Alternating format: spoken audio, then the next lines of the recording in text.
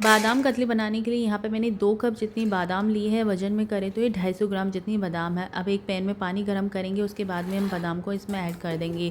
इसके बाद में जब तक इसमें उबाल नहीं आ जाता है, उबाल आने के बाद में हमें इसे सिर्फ 1 मिनट के लिए बादाम को पानी के साथ में बॉईल करना है। 1 मिनट से ज़्यादा हम इसको नहीं पकाना है, बस 1 मिनट के बाद में हमें गैस को बंद कर देना है। तो ये अच्छे से उबल चुकी है। इसके बाद में हम इसको छान लेंगे और एक बार ठंडे पानी से हम धो लेंगे, ताकि इसका छिलका निकालने में आसानी हो और हमारे हाथ जले नहीं। तो इसी तरह से हम सारा इसका छिलका अलग निकाल के तैयार कर लेंगे। आज जो हम बादाम कतली बनाएंगे वो बिना चाशनी के बनाएंगे और एकदम परफेक्ट बनके हमारी बादाम कतली बनके रेडी होएगी। तो उसके बाद में हम जब छिलका निकल जाए तो एक कॉटन के कपड़े पे डाल के बादाम को हम अच्छे से सुखा लेंगे, मतलब ड्राई कर लेंगे, इसको बिल्कुल नमी ख़त्म कर लेंगे। तो इसको मैंने पंखे के नीचे सिर्फ 1 मिनट के लिए रखा था। ये अच्छे से ड्राई हो चुकी थी और इसका इस तरह से हमें पाउडर बना के तैयार कर लेना है। अगर आप चाहो तो इसका एक पेस्ट भी बना के तैयार कर सकते हो, बिल्कुल दूध वगैरह डाल के, लेकिन मैंने इसका पाउडर ही बनाया है। मैंने 2 कप जितनी बादाम ली थी और 1 कप जितनी यहाँ पे चीनी लिए हैं। वो 1 कप भी मैंने यहाँ पे फुल नहीं भरा है। अब एक कढ़ाई लेंगे, उसमें थोड़ा सा घी डाल के हम इसको जो हमने बादाम का पाउडर बनाया था वो उसको ऐड कर देंगे और सेम जार में ही हम चीनी को भी पीस के पाउडर बना लेंगे। तो इस पाउडर को हम बादाम के साथ में मिक्स कर देंगे। अब हमें इसको मीडियम आंच पे तब तक पकाना है जब तक कि हमारी जो चीनी है मेल्ट नहीं हो जाती है और जो हमारा सारा मिक्सचर है एक साथ इकट्ठा नहीं होने लग जाता है। तो आप देख ही सकते हैं कि चीनी हमारी पिघलना स्टार्ट हो गई है। जब इस तरह से चीनी पिघलना शुरू हो जाए तो हमें इसके बाद में इसको 10 से 15 मिनट तक हमें चीनी के साथ में पकाना है। साथ में मैं यहाँ पे थोड़ी सी केसर के धागे भी ऐड कर रही हूँ। आज हम बिल्कुल धीमी रखेंगे या मीडियम टू हाई रखेंगे और इसको इस तरह से हमें लगातार चलाते रहना है। अब इसको बनाने के लिए नॉन स्टिक कढ़ाई का ही यूज़ में ले।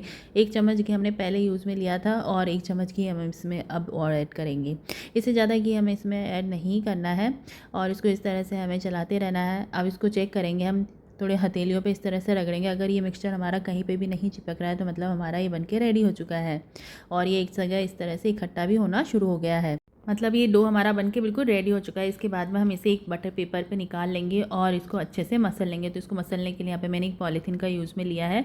तो मैंने यहाँ पे जो बच्चों के टिफ़िन में पेपर रखते हैं वही पेपर यूज़ में लिया है और इसके बाद में इसको इस तरह से थैली लगा के मैंने अच्छे से मसल के एकदम चिकना कर लिया है और इसको मेरे को मसलते हुए 1 मिनट हो गया और ये अच्छे से सेट भी हो चुका है। देखिए इसमें कहीं पे भी गुठलियाँ वगैरह नहीं है और आसानी से ये अलग भी हो रहा है।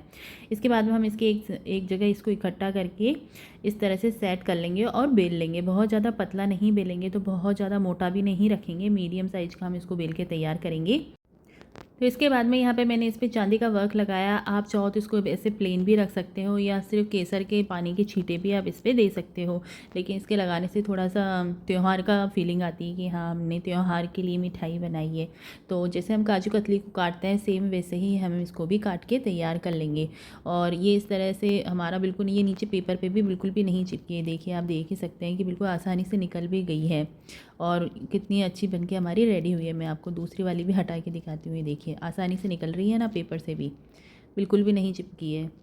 तो बस हमें इसी तरह से सारी बना के तैयार कर लेनी है और ये सारी इस तरह से निकल के तैयार भी हो जाएगी। तो मैं आपको दिखाती हूँ, देखिए कितनी अच्छी दिख रही है ना और मोटाई भी हमारी बिल्कुल परफेक्ट रही है। बहुत ज़्यादा मोटी भी नहीं है तो बहुत ज़्यादा पतली भी नहीं है। तो बस अब हम इसे सर्व कर लेते हैं। तो ये राखी की हमारी स्पेशल बादाम कतली बनके बिल्कुल रेडी हो चुकी है। आपको कैसी लगी मेरी आज की रेसिपी मुझे कमेंट करके आप ज़रूर बताइए और कौन सी रेसिपी मुझे बनानी चाहिए वो भी मुझे कमेंट करिए। तो फिर मिलते हैं एक और नई वीडियो के साथ, तब तक के लिए बाय।